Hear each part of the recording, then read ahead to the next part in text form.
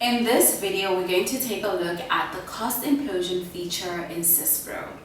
Cost implosion is a calculation that starts from the lowest level of your product, your raw materials, and works its way upwards to give you a full picture of your total product cost. Businesses often use cost implosion to run what-if analysis. For example, what happens if you change a raw material, add a new machine, or adjust labor costs? Instead of guessing, SYSPRO lets you simulate these changes before making them, so you can decide whether they make economic sense. When you perform a cost implosion, you'll define the costs for each raw material, the labor and overhead rates, and the economic batch quantity, which sets the standard batch size for production. For every sub-assembly, SYSPRO calculates operation values, breaking them down into labor, fixed overhead, and variable overhead. These costs then roll up into the parent pot, giving you a complete cost picture at every level. SYSPRO also performs important validations during the implosion.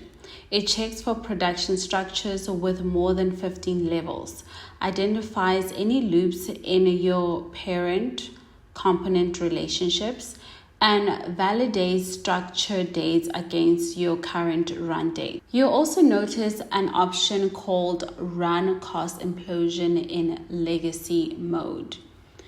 By default, this is enabled, meaning SYSPRO uses the traditional calculation method. If you deselect it, the system runs the new SQL-Optimised Cost Implosion, which uses SQL only for faster performance. When using the SQL-Optimised mode, keep these points in mind. The system won't revert to root 0 if a structure or routing is missing.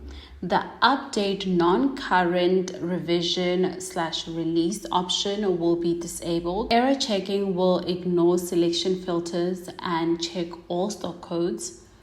Warehouse validation will still run even for bought out or buy products.